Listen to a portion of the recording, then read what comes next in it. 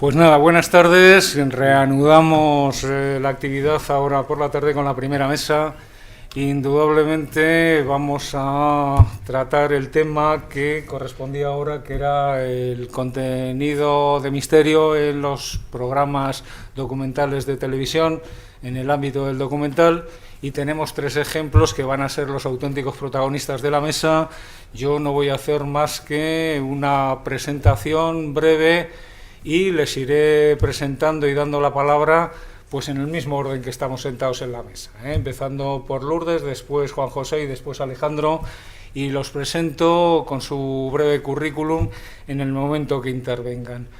Tengo que hacer un agradecimiento y una pequeña explicación, y es que agradezco tanto a Fernando Peinado como sobre todo a Guille Verdín el que organicen esto y que me hayan dado participación, porque yo soy el típico elefante que entra en la cacharrería. Yo vengo de fuera, de otro territorio, aunque he sido de la facultad, pero como de siempre me han gustado estos contenidos, pues la verdad es que me invitaron desde el primer momento, y ya el año pasado me pidieron que moderase una mesa. Este año incluso me habían pedido algo más y quería preparar ponencia, lo que pasa que dada mi situación, que ando poniendo bombas por ahí para ver si cambio la situación política, tengo poco tiempo para prepararme ponencia, y bueno, pues en ese sentido dije que simplemente moderaba la mesa, pero para no dejarles tampoco colgados del todo, he hecho una presentación un poquito más larga de lo que sería normal, así que os pido disculpas anticipadamente.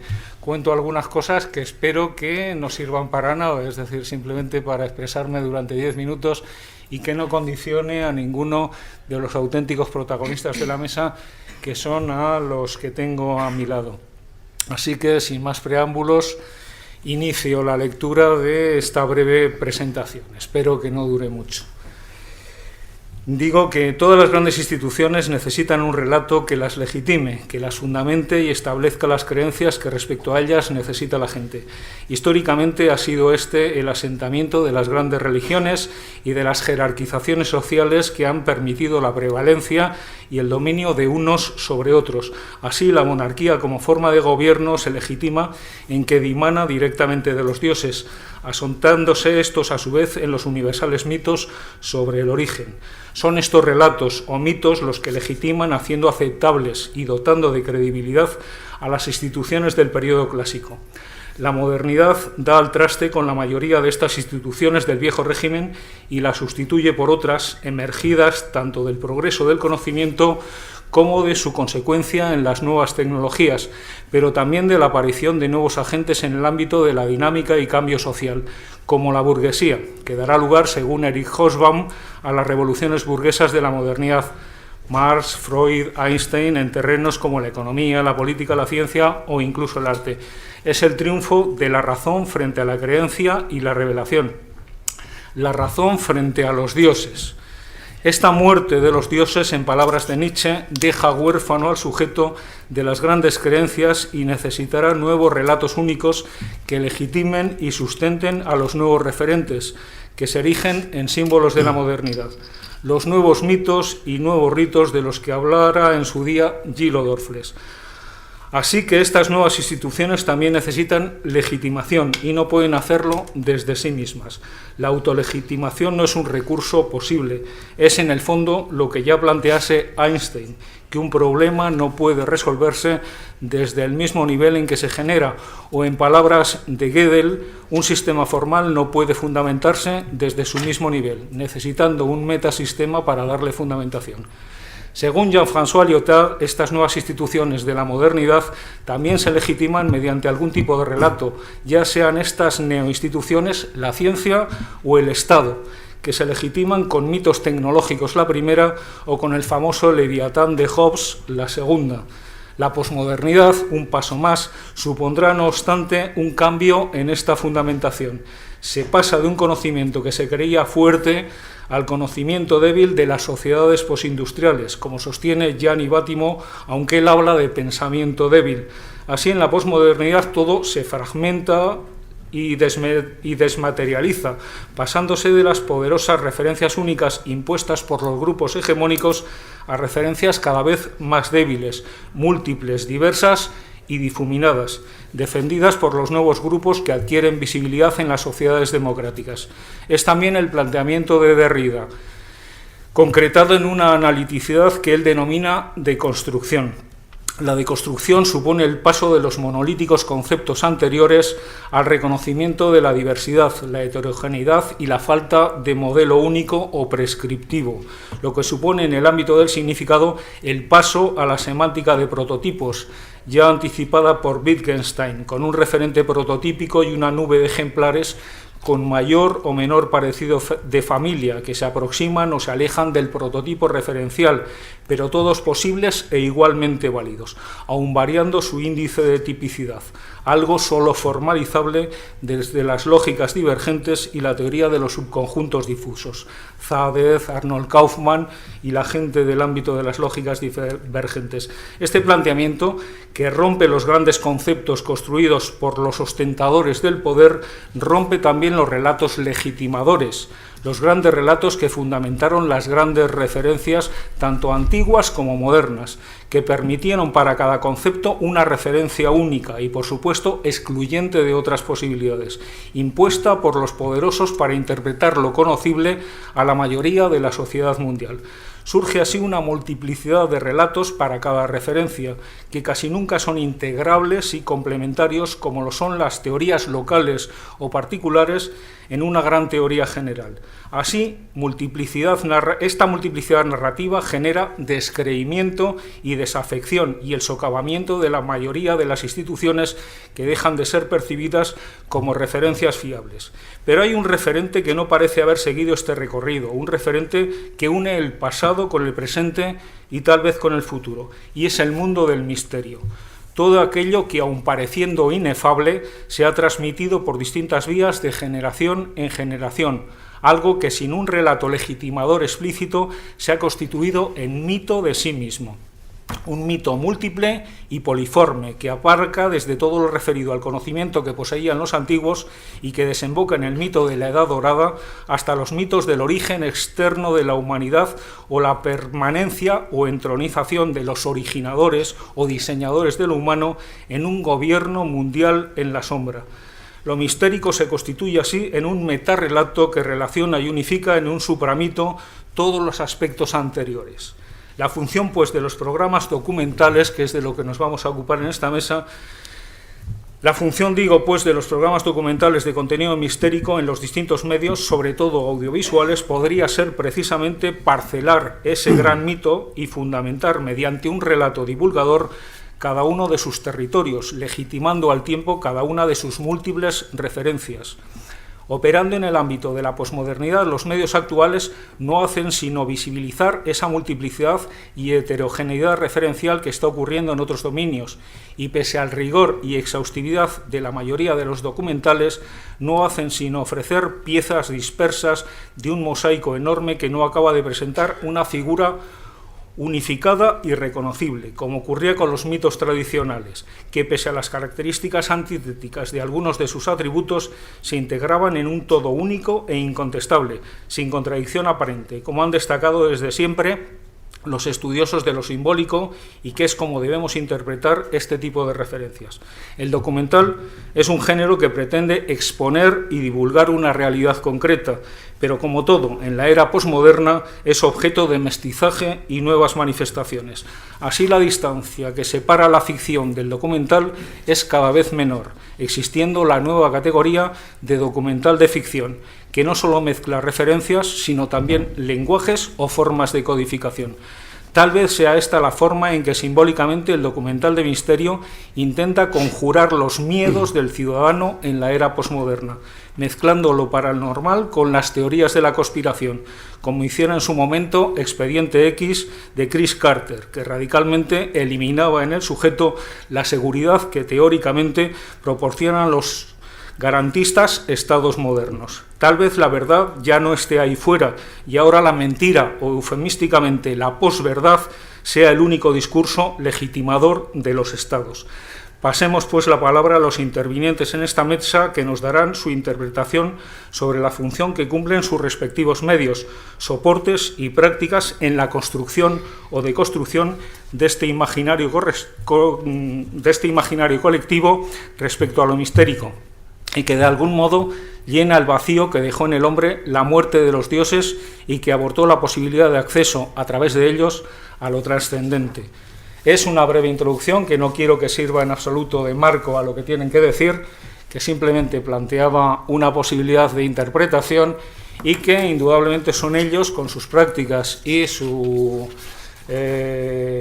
experiencia mediática, los que nos tienen que dar el protagonismo referencial también en esa mesa. Así que, sin mayor dilación, paso a presentaros, comenzando por mi derecha, pues a los protagonistas de la mesa. Ella es Lourdes Gómez Martín, es licenciada en Periodismo por la Universidad de Sevilla.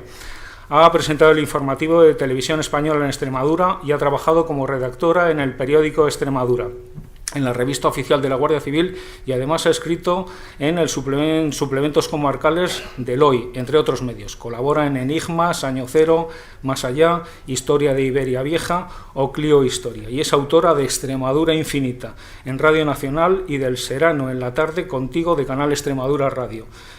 Conferenciante internacional y autora del libro Las Urdes, Frontera con lo Desconocido. Actualmente ejerce como redactora de Tras el Mito de Canal Extremadura. Lourdes, es tu turno. Muchas gracias por esta presentación. Gracias a todas las personas implicadas, ¿no?, en la preparación de este congreso, especialmente Guillermo, Alejandra, por invitarme a formar parte del mismo. Creo que es una de las intervenciones públicas más emocionantes para mí, porque me encuentro en una facultad de Ciencias de la Comunicación. Yo recuerdo con muchísimo cariño cuando en mi facultad, en Sevilla, hubo unas jornadas dedicadas al periodismo del misterio. Eran mis primeros años universitarios y a mí aquello me marcó, me guió, sirvió para que conociera a los mejores profesionales que estaban en esos momentos trabajando en el periodismo del misterio, y me hizo crecer mucho. Así que espero con esta intervención pues sumar un granito de arena a esta especialización periodística que considero fundamental.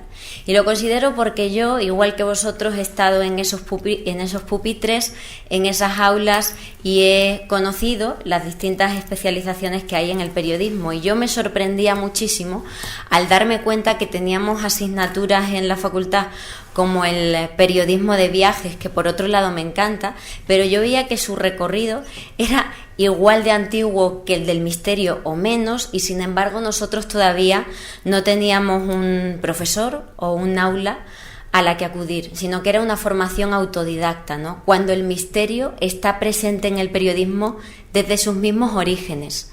No sé si todavía habéis cursado la asignatura de Historia del Periodismo. Sí, yo en Sevilla nosotros la teníamos en quinto de carrera. ¿Y cuál fue mi sorpresa? Darme cuenta que en los antecedentes más antiguos del periodismo, ¿no?, esas relaciones de sucesos, esas hojas volanderas, estaban cargadas de relatos fantásticos, de relatos de misterio. Por lo tanto, ver que lo que a mí me apasionaba estaba desde el inicio de mi carrera, me hizo darme cuenta que pues, era muy maltratado desde el punto de vista académico, y eso está empezando a cambiar, ¿no? Y el hecho de que estos encuentros se celebren por tercer año consecutivo es un síntoma de buena salud y me hace muchísima ilusión. Paso a comentaros las ideas, ¿no?, por las cuales me encuentro aquí, que es mi trabajo como redactora del programa Tras el Mito de Canal Extremadura Televisión. La primera idea que yo quiero transmitiros es que hay esperanza. Yo me imagino que estáis llenos de incertidumbres, porque así me sentía yo cuando era estudiante de periodismo. Pero hoy puedo deciros que si yo estoy trabajando ahora mismo en una productora de redactora de esto, es por mi formación en misterio, porque yo en el programa aporto contenidos que a lo mejor otras personas que no se han especializado no tienen. Y como es un ámbito tan marginal comparado con otros tipos de especializaciones, eso nos da un plus. Y esa formación autodidacta es fundamental. Así que si os interesa de verdad el periodismo del misterio, yo os invitaría a que comenzarais a leer a los clásicos de los temas desde ya, porque la formación que os va a aportar no os la va a dar nada, o sea, en internet tampoco. Una anécdota curiosa es que muchos de los contenidos que yo llevo atrás el mito, luego lo hablamos con los compañeros que realizan otras funciones en el programa, ¿no? Como por ejemplo la edición o el montaje, la postproducción. Me dicen, oye, Lourdes, no hemos encontrado imágenes para tapar esta intervención de este tema en concreto, porque muchas veces son temas que no están en la red. Hoy día parece que lo que no está en Internet no existe, pero es que da la casualidad que estos temas, muchos de sus contenidos no están en Internet. Por lo tanto, tener una buena biblioteca y un buen archivo relacionado con el periodismo del misterio os va a dar ese aporte y ese plus que necesitáis para distinguiros en estas temáticas. También es fundamental que aprovechéis, por supuesto, las enseñanzas que recibís aquí en la facultad.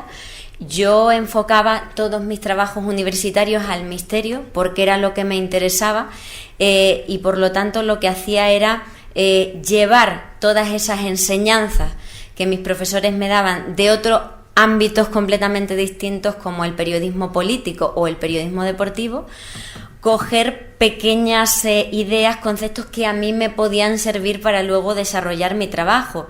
Pero con esto quiero deciros también que esas enseñanzas no caen en saco roto. No porque no os dediquéis después al periodismo del misterio, eso nos va a servir. Muchas veces parece que no somos serios los que nos dedicamos a estos temas, ¿no? Y es algo que a mí, personalmente, no en mi vida personal, me ha hecho daño muchas veces, ¿no? Que no se me considerara seria por dedicarme a temas que no son considerados tan importantes.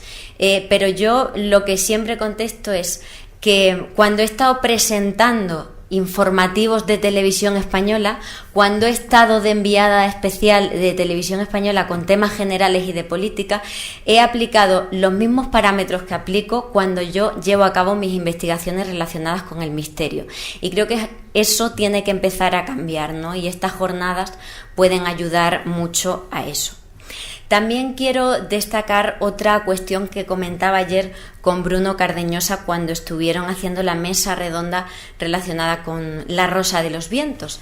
Y es que es mucho más difícil hacer periodismo del misterio en la televisión que en cualquier otro medio.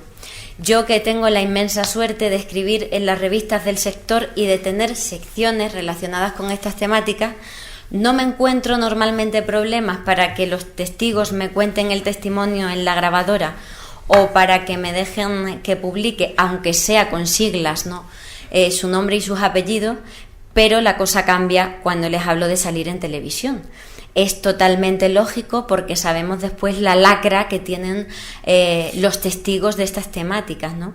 Por lo tanto hay que respetarles, pero claro, la labor del periodista es complicada porque tu trabajo es intentar que sus testimonios salgan, ofrecer fórmulas distintas para poder contar con ellos, como por ejemplo pues que salgan en pantalla oscura, ¿no? O con la voz distorsionada.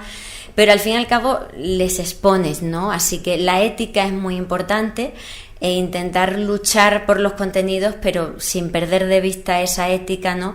Y teniendo en cuenta que es mucho más complicado hacer este tipo de periodismo en la pantalla.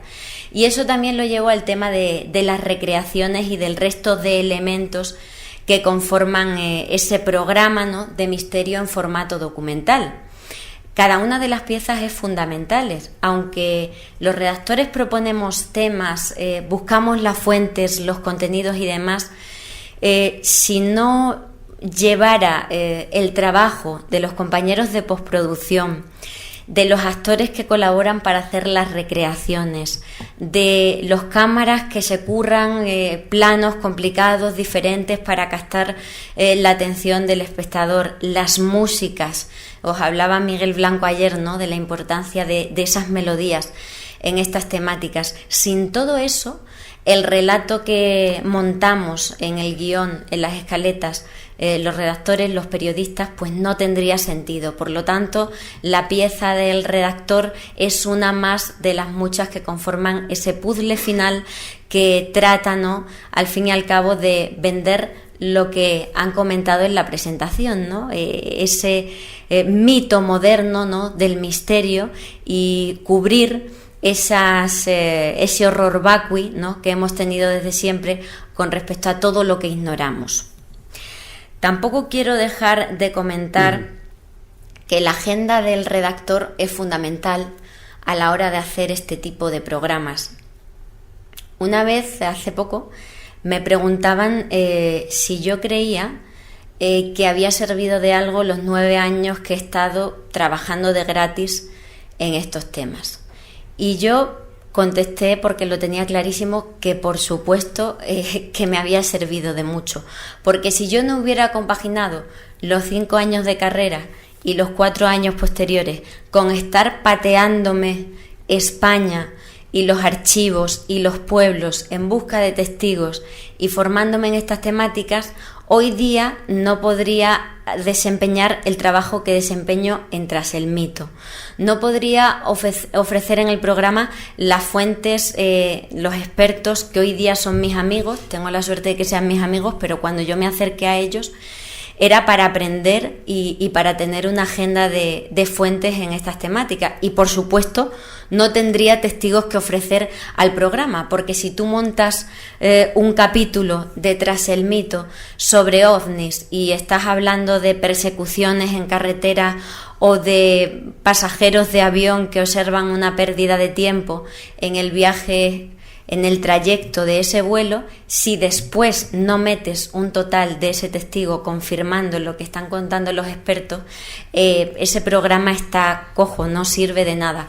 Por lo tanto, el trabajo previo de buscar esas fuentes, tanto de expertos como de testigos, es fundamental. No quiero extenderme demasiado, pero bueno, otra de las cosas que quiero comentar es que en este tipo de periodismo del misterio de televisión, como os decía, la imagen es fundamental. Siempre tenemos que tener en cuenta que, claro, es más complicado recrear una abducción en televisión que hacerlo en la radio o que narrarlo, ¿no?, y marcarte un buen texto, una buena entradilla en la revista. Y ahí entra en juego la creatividad de todos los compañeros para proponer cosas y para, con el mínimo presupuesto, intentar hacer cosas de calidad y que merezcan la pena. Y eso también tenerlo en cuenta a la hora de las fuentes. Por mucho que una persona te haya contado un caso espectacular, si no sabe narrarlo bien, si no vocaliza bien y todo esto, pues el testimonio no sirve. Y quiero decir que es algo que a mí me ha costado bastante asimilar, porque muchas veces pongo mi corazón en vez de mi cabeza, pero cuando ya llevas un tiempo trabajando en esto te das cuenta que, claro, el mensaje si no llega bien al espectador, ¿no? Entonces esos parámetros son fundamentales. Y el redactor también realiza en muchas ocasiones la labor de documentalista, porque os decía que muchas veces gran parte del equipo viene de otros ámbitos, no viene del misterio, y por lo tanto tú le tienes que ayudar al resto de compañeros e indicarle qué imágenes serían buenas para ese programa. Entonces mi labor de redactora de Tras el Mito también se extiende a, cuando termino mi parte de redacción, ayudar al resto de compañeros a localizar tanto recortes antiguos, portadas de revistas, imágenes, para cubrir todo ese programa. Así que la labor de documentalista en archivos también es fundamental, porque, como he dicho, todo no está en Internet. En el misterio hay muchísimas cosas que faltan. Y también es complicado, por parte del redactor, conseguir vender los temas. Y eso es algo que hemos estado discutiendo, por ejemplo, hoy en la comida con los compañeros. Para nosotros, desde nuestro punto de vista especializado, un tema tiene multitud de aristas y, sin embargo, para una persona que es ajena a este tema, lo observa como hablar una y otra vez de lo mismo. Y pongo un ejemplo propio. A mí me ha costado mucho, por ejemplo, en Tras el Mito, meter temas de ovnis y que se entienda que son variados.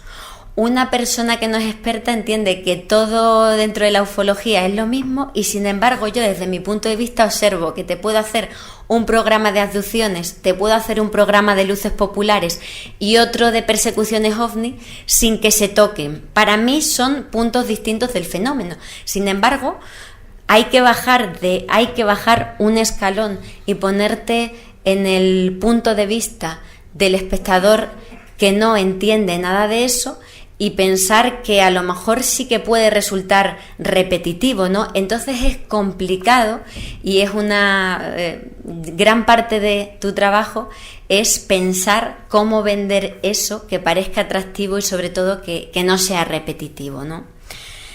Quiero también terminar, ¿no?, un poco mi intervención para que hablen el resto de compañeros antes de que hagamos más debate, destacando la importancia del trabajo en equipo. Aunque yo desembarqué, ¿no?, en Tras el Mito por ser una persona que tenía amplios conocimientos en esta temática, me he dado cuenta de que me queda muchísimo por aprender de compañeros que vienen de otros ámbitos, del lenguaje televisivo, de bajar ese escalón, ¿no?, desde nuestra atalaya de expertos para poder hacer el tema atractivo para el espectador.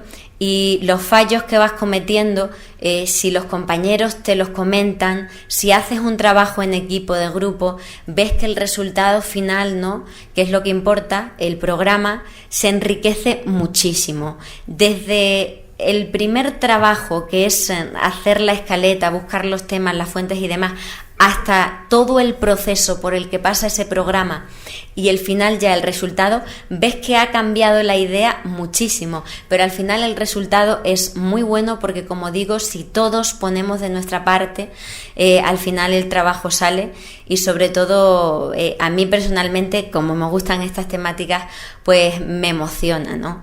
Y por último, nada, destacar la valentía de una cadena autonómica, ¿no?, como Canal Extremadura Televisión, por apostar por estos temas y por la productora 2D Extremadura Media en la que trabajo, por intentar hacer un programa de misterio en formato documental que, aunque está hecho en un ámbito autonómico porque se tratan temas de Extremadura, al final lo que hacemos es intentar demostrar que los mitos trascienden al propio territorio en el que se gestan. Te das cuenta que un mito como el de los ensotanados tiene su reflejo también en Latinoamérica, tiene su reflejo en la mitología nórdica, y eso con todas las temáticas, ¿no? Entonces, al final estamos hablando de un ámbito universal y, por supuesto, no quiero terminar sin decir que la ética es fundamental en estos temas. Como en Tras el Mito y en todos los trabajos que he llevado a cabo, nunca puedes dar nada por sentado. Te ponemos el testimonio y la persona que cree en lo que ha vivido, pero después va un total de un experto, de un médico, de un historiador que te explica el otro punto de vista. Porque igual que comentaban esta mañana, ¿no?, con el doctor Fernando Jiménez del Oso, él dejaba que el espectador al final sacara sus propias conclusiones. Por lo tanto, la ética y la diligencia periodística es fundamental, y vuelvo a repetir que en mi caso personal utilizo la misma diligencia, ya esté haciendo periodismo político y entrevistando a Guillermo Fernández Vara para el Telediario de Televisión Española en Extremadura, como a un testigo ovni en Tras el Mito. Creo que eso es fundamental para que sigamos dignificándonos ese periodismo del misterio. Gracias, Lourdes. Gracias. Paso la palabra al primero a mi izquierda, que es Juan José Revenga, que es de los reporteros gráficos todoterreno. Él nació en Madrid en 1959, inició su carrera profesional como fotógrafo en el diario Ya. En la década de los 80 trabaja como corresponsal de prensa en los conflictos bélicos por todas partes, en Honduras, Nicaragua, El Salvador, Panamá. Está también en Cuba en un momento concreto, o en la invasión americana en el Irak de Saddam Hussein. Vivió todo el cambio soviético de 1990 al 93 en la URSS y estuvo presente en las guerras de Yugoslavia, Armenia, Osetia o Chechenia.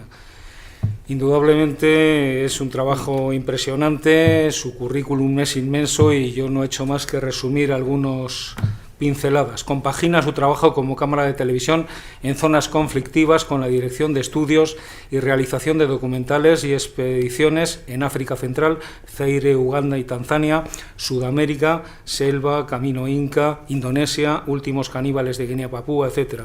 En el mundo del misterio, que es lo que nos concita aquí, y los territorios mágicos, ha realizado impresionantes documentales en los lugares más recónditos del planeta: África, Sudamérica, Oriente Remoto y Próximo, e incluso la Antártida.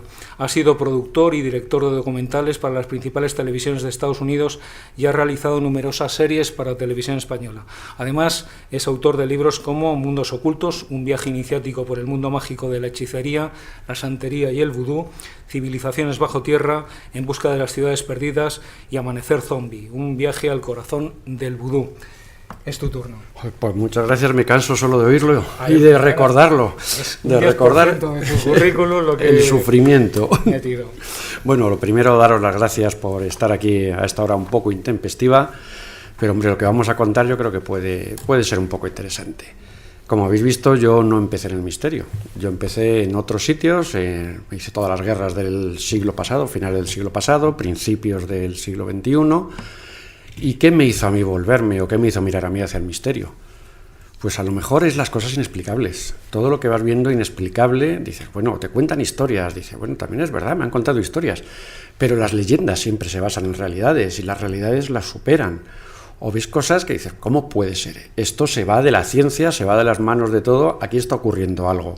O a poco sensible que seas, que eso es fundamental, es entrar a los sitios con la mente abierta, con los brazos abiertos, es decir, que me den lo que quieran. Ahí es cuando de verdad recibes y ves las cosas que están pasando.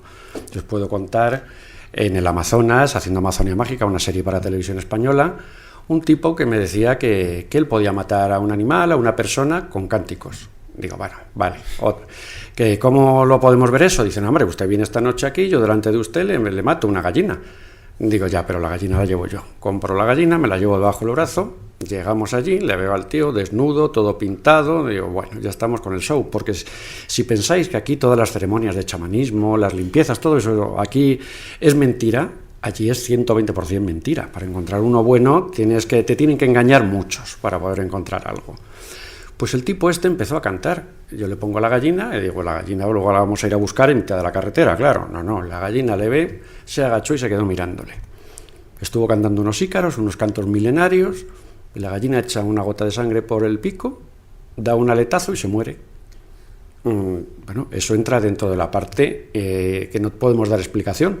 Entonces, bueno, aquí está ocurriendo algo que se nos escapa o que se nos escapa ahora en nuestro momento cultural, en nuestro momento que todo es perfecto, que sabemos de todo, que entendemos de todo, que si no ahí está la ciencia para decirnos esto es así y es así, porque sí, no nos dan otro razonamiento la mayoría de las veces. Y otra vez en el Yucatán, haciendo una foto a unos chamanes que estaban invocando a Quetzalcóatl en una hoguera enorme, están allí y dicen, bueno, 4 borrachos cantando en la hoguera, ¿no? En el vídeo no sale nada, en el vídeo salen los 4 cantando en la hoguera, pero en la foto, que era una diapositiva, que todavía no hablábamos de digital, sin tocar, sale una serpiente de fuego saliendo de la hoguera y encima de ellos. Es una foto que me han pirateado por ahí, está en todo internet, la serpiente de fuego. Tú lo ves y dices, impresionante. Esto es algo que gracias a Dios, a Alá, a Buda, a quien sea, hay muchas cosas inexplicables. La situación del negocio, el negocio de los documentales, pues es un negocio ahora mismo muy complicado porque antes había algo que se llamaba patrocinio, que eran los patrocinadores. Tú ibas a una gran casa, pues podía ser Kodak, Sony, quien fuera, te soltaban el dinero, podías hacerlo, ibas a una televisión, tampoco había problemas en producción, pero claro, ahora hay mucho más para repartir el pastel, entre las casas de patrocinio, las televisiones, hay mucho más. Ahora mismo un patrocinio normalmente no tiene problema en cuanto a material. Tú quieres material para una expedición, te lo pueden dejar, ceder, dar. Si hablamos de dinero ya vamos más complicados. Con lo cual, ¿qué hacemos? ¿Cómo podemos organizar una expedición, organizar un viaje? Nosotros solo tenemos una ventaja sobre los grandes, las grandes cadenas o las grandes productoras. La ventaja que tenemos son las ideas. Tenemos que tener una buena idea. Si tienes una buena idea, la puedes vender. Pero no vengamos otra vez, no es por menospreciarlo con las caras de Belmez. Está muy bien, pero no podemos meter una gran idea. No podemos meter habrá que buscar algo, habrá que buscar el vudú en Haití. Oiga, ¿va a ir usted a Haití? Sí, pero es que antes voy a estar en Benin, donde nació el vudú, y vamos a hacer esto. Claro, Televisión Española me dijo, ¿lo vas a hacer? Pues sí, hicimos África Mágica. Hicimos una serie tremenda, fue de lo más duro que hemos hecho en la vida. Había que recorrer Burkina Faso entero en coche. Claro, coches, había 2. Pues nos dieron el viejo, el que había en Ouagadougou, había 2 en la capital de Burkina, había 2 coches, y nos dieron el viejo, el que tenía agujeros en el suelo y que entraba todo el humo, entraba todo el polvo, y claro, llegabas al final de la etapa, parecíamos los pordioseros, parecía que iban vestidos de Armani a nuestro lado, ¿no? Eso fue durante 20 días. para llegar a lugares que parece imposible que se sigan manteniendo todavía vírgenes, como Bani, una ciudad perdida en mitad de África. ¿Cómo puede ser las 7 mezquitas, unas mezquitas construidas en mitad de la nada? Y ahí tenemos las dos versiones. Una versión que te decía, dice, no, es que esto lo ha construido un millonario y construyó estas 7 mezquitas. Y luego ya hablas con el viejo del pueblo, con unas cataratas que el hombre no veía nada. Dice, bueno, ¿y esto quién lo ha construido? Dice, esto, el diablo. Y en el momento en que esté terminada la 7ª mezquita, el diablo volverá a la tierra. Dice, hombre, pues será más mentira, pero más bonito que lo del millonario es, desde luego, para creerlo. Y eso es a lo que vamos. Siempre que vayamos a grabar o a hacer cualquier cosa, cualquier documental de este tipo, tenemos que ir al sitio donde está ocurriendo, por duro que sea, no recreemos, tenemos que ir. Si una ceremonia de ayahuasca se toma en mitad de la selva del Perú, hay que ir a mitad de la selva del Perú. Y sobre todo, antes de cualquier cosa de estas o de hablar de cualquier tema de estos, tenemos que estudiarlo, tenemos que respetarlo y luego probarlo, por supuesto. No podemos hablar por lo que nos han contado o por lo que nos han dicho, no, tenemos que probarlo y entonces sabremos hablar y sabremos contar lo bueno, lo malo y lo real que hemos tenido con eso. Eso es lo que ocurre mucho ahora mismo, principalmente también por presupuestos, ¿no? Hay que llegar, grabar en 2 días y pues es que los indígenas están todos vestidos, pues desnúdalos, que tenemos que grabar y marcharnos, que no hay presupuesto para más. Esas son las cosas que tenemos que evitar o que podemos evitar desde nuestro puesto de coproductores. Porque ya no es que vayamos a producir nosotros, coproducimos pues con la gran cadena o con la gran productora. Pero también nos ha enseñado mucho a trabajar con presupuestos, a trabajar con otro tipo de presupuestos. Ahora una cámara, una 4K, vale 1.000 euros. Con eso puedes emitir en cualquier lado. Eso ha bajado mucho los precios también a los que nos están comprando. Yo recuerdo en los años 80, la primera cámara, una Betacam de segunda mano, con un objetivo Canon, un duplicador de segunda mano, me costó como 24.000 euros de entonces. Y hacían falta 2 personas para manejarla. El cámara, para tirar de los 15 kilos, luego otro con 2 cinturones de baterías, las cintas, había que llevarlas en bidones, cada cinta valía 30 euros y había que llevarlo en bidones, pero bueno, ahí ya habíamos ganado mucho. Antes grabábamos en cine y había que ir con la lata, había que grabar y luego cerrar la lata y dar la vuelta al mundo para revelarlo luego y a ver qué había, porque no lo habíamos visto, no habíamos visto lo que había ahí, habíamos grabado por un cristal y no habíamos visto lo que había. Ya la Betacam te daba algo más, bueno, tenía por lo menos el visor en blanco y negro. En blanco y negro cuando jugábamos con las temperaturas de color, que como hubieras cambiado la temperatura estaba todo azul.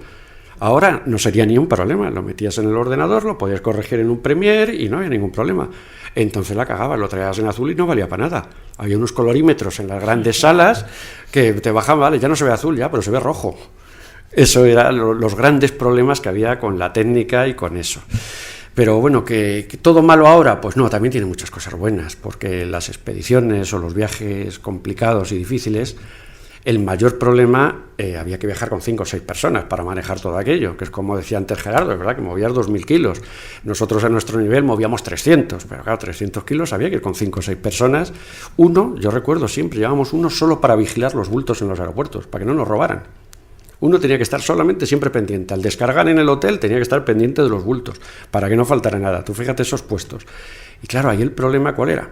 El problema era la vida diaria, la dificultad, el no comer, el que te comen los mosquitos, el estar jodido en la selva. Esos eran los problemas entre 5 o 6 personas que no se conocían de nada hasta el día anterior. Y mi trabajo apagar el fuego entre ellos, todo el día discutiendo, todo el día peleándose, porque no olvidemos nunca también una de las cosas principales. Tú a cualquiera le ofreces, vámonos a la selva del Perú, al sitio más recóndito, a encontrar una tribu perdida, a un cámara que maneje un poco la cámara, que te va a decir que es maravilloso y luego no tiene ni cómo se enciende, que eso también me ha pasado. ¿Saben cómo se enciende? En las líneas de Nazca. ¿Y esto cómo se enciende? Imagínate que llegara a Perú, la línea de Nazca, montarlo en el trípode, un señor maravilloso con un máster en Estados Unidos, ¿y cómo se enciende? Digo, pues como no te den la cabeza y se encienda, no sé cómo se va a encender esto. De esas hemos tenido muchas y de gente que he tenido que echar el primer día de rodaje. Pero sobre todo es la convivencia. La convivencia es muy difícil porque la gente quiere venir, a cualquiera se lo dices, quieren venir, pero no por vivir la experiencia de ver ese lugar o ver ese misterio que vamos a encontrar y que nadie tiene ni idea dónde está. No, quieren venir, no os engañéis, para contarlo en el bar luego. Eso es todo su fin de la mayoría de la gente. Unos que quieren venir contigo gratis, quieren hacerlo, quieren tal, pero no, ellos lo que quieren es contarlo. Cuando les están comiendo las pulgas o no comes, que esto es así. Es que se están comiendo los indios, se están comiendo la comida. Pues claro, es que hemos traído para 15 días y a los 3 días ya no hay. Digo, claro, se la han comido ellos por si les echamos y ya no hay más comida. Si es que esto es así. Y tú te vas a ir y dentro de 15, 20 días estarás en tu casa comiendo. Y él no. Él tiene que comer todo lo que hemos traído y darle todo lo que hemos traído.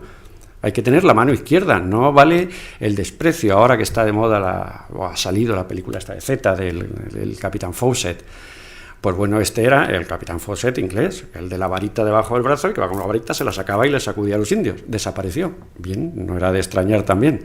Un tipo así metido entre caníbales, imagina cómo sería. Pero también muchas veces hay que tener mucha mano izquierda para trabajar con ellos, porque es muy complicado. Tú, claro, para ti no es nada una linterna, pero ellos ven una linterna y están, hasta que no te la quitan, no van a parar. Esto es así, o ya se le va a acabar las pilas y no van a tener más problema, o una radio que no suene les da igual, pero te la tienen que quitar, porque ellos no van a tener opción a otra. Esos son los daños muchas veces que ha hecho en los confines del mundo, que han hecho las ONGs de llegar a ayudarles. Por supuesto que hay que ayudarles, pero manteniendo su cultura y su mundo. Su mundo es fundamental. No intentemos llegar allí, darles 2 sacos de arroz, 20 litros de aceite y ya no tienen ustedes que hacer nada. Pues ese nativo, ¿qué es lo que hace? Como nos ocurre a nosotros. Pues ese nativo está bebiendo mazato, bebiendo el licor de la selva, las mujeres trabajando y no hacen nada. Si aparece alguien por ahí, robarle. Es su mundo. Es su mundo, es su tierra, y encima, claro, la ONG les ha dicho que aquello es su tierra, por allí el que pase tiene que pagar, tiene que hacerlo. Claro, tiene un malestar, a crear ese tipo de malestar que puede terminar pues mal, como terminó a nosotros en varias ocasiones. En la última, ya os digo, los SWAT que nos secuestraron en la frontera de Perú con Ecuador, porque estábamos en su tierra, nos robaron todo y tuvimos que huir por la noche con una linterna y un motor, porque el otro motor no lo habían quitado, y este no se lo llevaron porque tenía una palomilla rota y no lo podían sacar de la barca. Son cosas que ocurren mucho en este trabajo.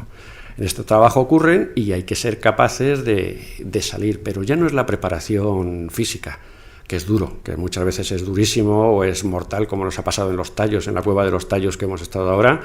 Es mortal porque, claro, vas con menos gente, vas con menos equipos, pero cuando tú mandas unas poleas, mandas unas cuerdas, mandas todo para bajar a la cueva y llegas allí y no hay ni poleas, ni cuerdas, ni nada. El primero que las ha visto las ha cogido y las ha vendido.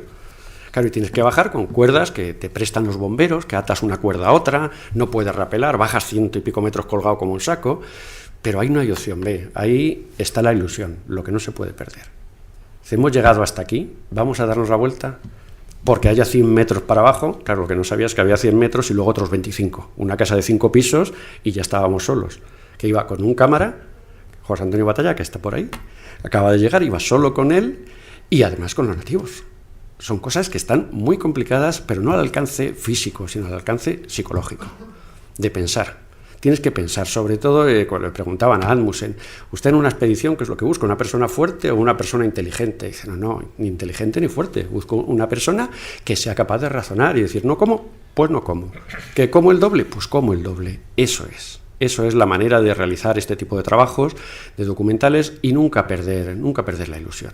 Nunca perder la ilusión, por muchas veces que no la hagan perder, sobre todo en los despachos duramente, porque en los despachos siempre te dice lo mismo, al que le vendes el grandísimo proyecto de tu vida, siempre te contestan lo mismo, a ti te habrán pasado muchos, que te lo vendes y les dice, la otra persona te dice, ¿qué suerte tienes? ¿Cómo vives? Dice, oye, hombre, renuncia tú a tu BMW, a tu casa y vente a tirarte por el suelo a ver qué es lo que encontramos. Muchas veces ocurre. Y proyectos, pues eso, hay que tener un buen proyecto, una buena idea, que es con lo que podemos competir con cualquiera, porque cualquiera no puede tener una buena idea, plasmarlo bien, y eso sí se puede vender. Eso sí se puede vender y coproducir.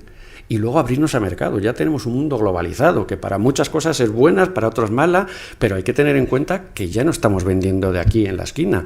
Antes iban a vender los productos las grandes televisiones, que podían en las ferias, podían montar un stand, podían vender allí, podían hacer montones de cosas que no estaban al alcance del humano normal. Ahora mismo no, ahora mismo tenemos internet. Podemos vender, podemos meternos en nuevos mercados, podemos echarle valor y plantarnos en Miami y decir buenas, sin tener ni puñetera idea de inglés, aquí vengo a vender, y terminas vendiendo, terminas hablando. Aunque tengas, claro, no se te ocurra al primero que encuentres en la calle le dices, es que tengo para vender unos documentales. Al primero que encuentres seguro que te va a contestar, yo soy el mayor experto en venta de documentales, hermano. Y ya está, ya nos han timado, los $200 que llevamos se los va a llevar y no le volverás a ver. Pero hay que abrirse, hay que vender fuera, hay que abrirse a nuevos mercados, a nuevos trabajos. a nuevas formas de hacerlo y de investigar, porque dicen, bueno, es que se están quemando todo, ya está todo más que hecho, más que investigado. Se nos ha abierto un mundo con la historia. La gente no había hablado de la historia, era solamente friquismo, eran ovnis, pero la historia, todo lo que nos oculta la historia, y ahora con todos los avances técnicos y tecnológicos que hay, nos empezamos a dar cuenta que a lo mejor muchas cosas habría que reescribirlas. Y ese es un mundo que se nos ha abierto, que tenemos que saber aprovechar y conseguir, pues por lo menos con eso, vivir otros 50 o 100 años con estos temas que podemos explotar perfectamente.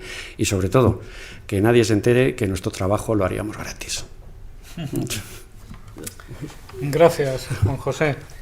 Pues el miembro a continuación de la mesa que falta por intervenir es Alejandro Flores Rodríguez. Bueno, está aquí fundamentalmente por su labor actual como director de contenidos de la cadena del grupo Discovery en España y Portugal, D-Max y Discovery Channel. Pero además ha sido director adjunto de Televisión Española entre 2012 y 2014. Ha estado en la dirección y gestión de empresas audiovisuales en el IE Business School de 2011 a 2014. Entre 2011 y el 12 fue el director de adquisiciones y programación de producción ajena de La Sexta. En 2010 y 11 fue director de programación y adquisiciones de NBC Universal y fue jefe de programación en Prisa Televisión, Sogecable entre 2005 y 2010 y jefe de compras de Telemadrid entre 2002 y 2005. Adelante, porque además tú tienes algo de apoyatura visual. Sí, bueno, yo lo primero me siento un poco aliviado porque pensé que yo no iba más que a escribir aquí estupideces y bueno, veo que tengo por dónde colarlo en los discursos que habéis dado, porque yo de esto la verdad es que sé poco o nada, lo cual no quiere decir que no me interese y que no me atraiga, ¿no? A mí, yo por cosas de mi vida profesional he tenido la suerte de ver el nacimiento de Cuarto Milenio, de trabajar con gente como Lorenzo Fernández Bueno o de haber vuelto hace 5 días de recorrer Egipto con Javier Sierra, lo cual es un auténtico lujo, ¿no? Entonces, al final, quieras que no, es un tema que te va interesando, ¿no? Fijaros, decían Lourdes cuando hablaba de las características de que tener pues alguien que se dedica a este mundo, al periodismo, pero que lo quiere llevar por el lado del misterio. Le preguntaba un día a Javier Sierra que cuál era el mejor consejo que le habían dado. Y él decía que cuando era pequeño, cuando era un adolescente, escribió una vez una carta a Antonio Rivera diciéndole: yo quiero ser como tú, ¿qué tengo que hacer, no? Y Antonio Rivera le contestó diciéndole que lo más importante es que estudies inglés, lo demás viene solo, ¿no? Parece ser que la gran literatura de todo esto está en inglés, ¿no? Ayer me paré un rato a pensar, digo, bueno, a ver cómo puedo aportar yo, y me puse a reflexionar un poco sobre el misterio, ¿no? Me gusta lo que dice Juan José, que ha evolucionado el concepto del misterio. Antes nos ceñíamos solamente pues a temas relacionados con ovnis, apariciones, fantasmas, psicofonías, etcétera, no más lo paranormal, pero sí que es verdad que la historia es la que nos abre al gran misterio, ¿no? Creo que está muy relacionado con la curiosidad. Es decir, si no hubiera curiosidad en el ser humano, el misterio pasaría desapercibido e incluso llegaría a desaparecer, ¿no? Siempre está unido a lo desconocido, esto es evidente, y lo desconocido lo es hasta que deja de serlo, entonces deja de ser un misterio.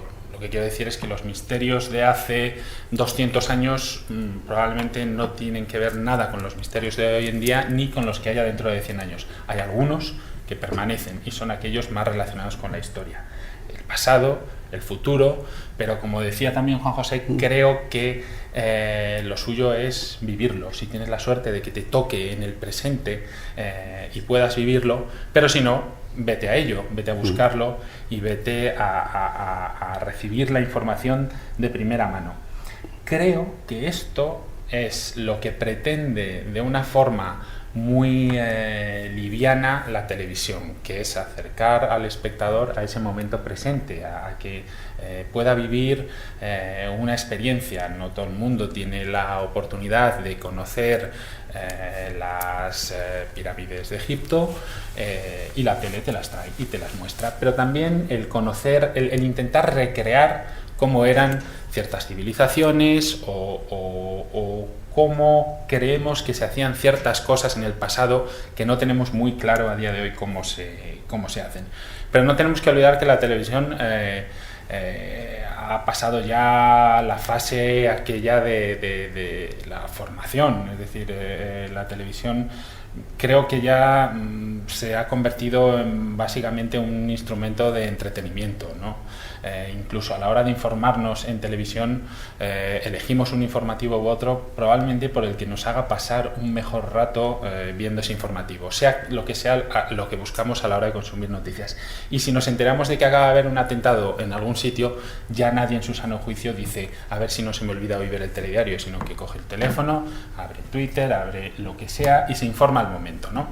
Con lo cual, por eso creo que la televisión se va a quedar prácticamente para el entretenimiento. Nosotros en Discovery lo tenemos claro, pero intentamos dar lo que llamamos un entretenimiento útil, ¿no? Que no sea un entretenimiento vacío, lo cual acota el volumen de espectadores, como es lógico, porque bueno, la gran mayoría de la gente enciende la televisión para evadirse, y esto es totalmente lícito.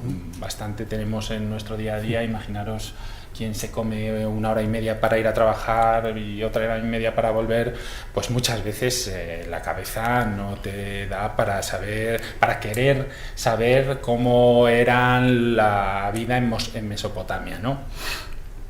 Entonces, lo que intentamos nosotros es, dentro de este concepto de entretenimiento, que sea un entretenimiento útil, que quien lo ve termine con la sensación de que le ha aportado algo, ¿no? Aparte de pasar un buen rato.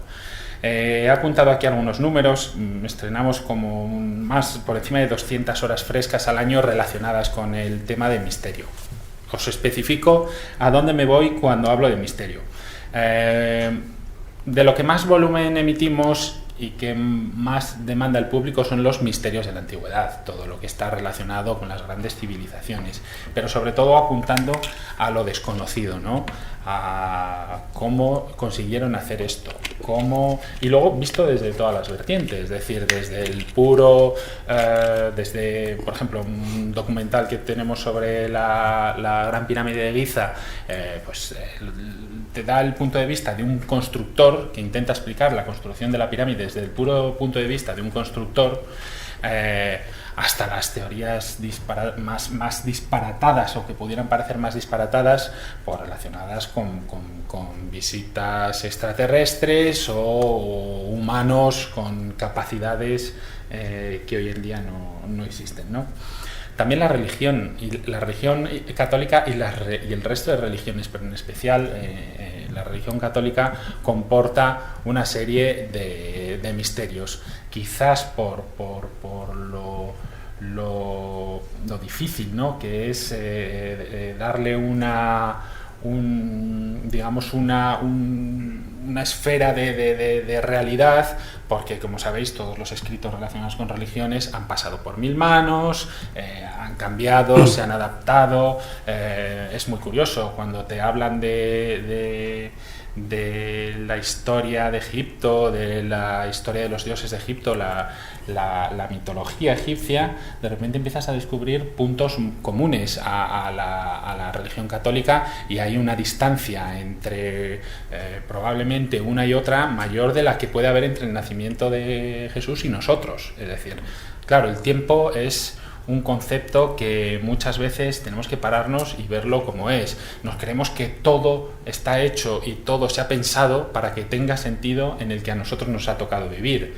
Pero fijaros, supongo que habréis visto alguna vez esta tira de jeroglíficos en la que se ve claramente un helicóptero, un tanque de combate. Claro, hace 150 años ahí nadie veía ni un helicóptero y eso estaba ya ahí, ¿no? Y muy probablemente dentro de 200 años eso no signifique nada para nadie, ¿no? Es esa cosa de pensar que todo ocurre para nosotros. Pero quizá esa sea también la razón del misterio, de por qué, de querer entender lo que ocurrió hace 2000 años, lo que ocurrió hace 50 años. Os lo digo porque, por ejemplo, todo lo relacionado con misterio y nazis es una bomba en televisión. Nos funciona siempre y hay cosas surrealistas. Os he traído luego aquí alguna promo, pero vamos, ovnis y nazis es algo que está a la orden del día. Pero porque yo creo que si Hitler y sus acólitos estuvieran por aquí hoy, pues igual estaban en la primera fila porque eran unos fanáticos absolutos de todos estos temas, ¿no? Como os decía, los nazis, la ufología, evidentemente. Esto atrae hasta el más descreído. Y luego están los personajes históricos, que también nos pueden llevar a, o sea, lo que es el relato centrado en un personaje histórico, pues también es un concepto que en televisión, en misterio en televisión, funciona muy bien. Nosotros tenemos contenido que nos llega de Discovery, de otros países, especial de Estados Unidos, donde viene cierto volumen relacionado con el misterio, pero luego también compramos cosas en función de qué funciona mejor, qué funciona peor. Decir que los temas de misterio es un nicho muy fiel, los espectadores de misterio, digamos que yo creo que tienen un punto por encima de la media de la masa que ve la televisión, porque tienen otra serie de inquietudes y buscan este tipo de contenidos. Os puedo decir, por ejemplo, algo que no funciona en televisión y probablemente seáis vosotros los que me deis las razones, pero recuerdo un programa que se llamaba Ghost Hunters, Cazadores de Fantasmas, y eso generaba cierto rechazo, y yo creo que tiene que ver con un poco con lo que decía Lourdes de la ética, que estos hacen un puro espectáculo, ¿no? Y al final te venden como un fantasma, un movimiento de cámara, una cosa así, ¿no? Oye, que es que desde luego lo que no es el seguidor de los temas de misterio es tonto. Entonces creo que además el espectador se siente un poco indignado y atacado con esto. Es un concepto nicho, como os decía, que la televisión de pago te ofrece, digamos, un espacio más fácil y más amplio para poder tocar estos temas, y en la televisión en abierto, bueno, pues es un poco un atrevimiento. Nosotros queremos seguir porque es verdad que se hace mucho y muy bueno, y si algo aparece nuevo todos los años son misterios, porque lugares donde ha habido antiguas civilizaciones, rascas un poco la tierra y dices, a ver, a mí me ha llamado la atención de sitios que he visto en Egipto donde los ceniceros que tienen los templos probablemente sean vasijas que tienen 3000 años, pero es que les sobra, es que es brutal lo que hay en estos lugares, ¿no? Y por si alguno no tenía muy localizado, he traído algunos ejemplos, unas promos de contenidos relacionados con este tema, para si alguno no lo tiene muy metido en la cabeza, pues seguro que se anima. Me decían que avisara, vale, venga, pues mira, un ejemplo de qué pasa con lujuria, soberbia, avaricia, traición, ira. Solo sus pecados fueron tan grandes como su leyenda. Demostramos el lado más oscuro de una de las más brillantes civilizaciones de toda la historia de la humanidad. Antiguo Egipto, esta noche a las 10:30, solo en D-Max. Bueno, Egipto es un tema que nunca falla, la verdad. Es un tema que siempre atrae, siempre salen cosas nuevas, y yo creo que vamos a seguir apostando por Egipto mucho tiempo. Os voy a poner un ejemplo de...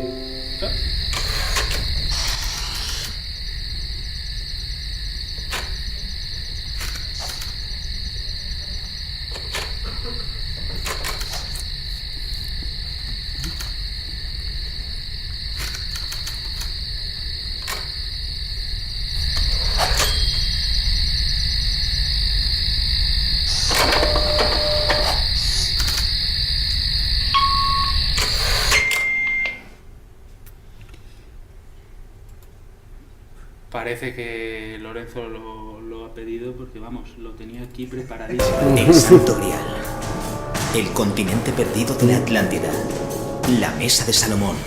Los grandes enigmas de la historia siguen sin resolverse, pero las respuestas pueden estar mucho más cerca de lo que imaginas.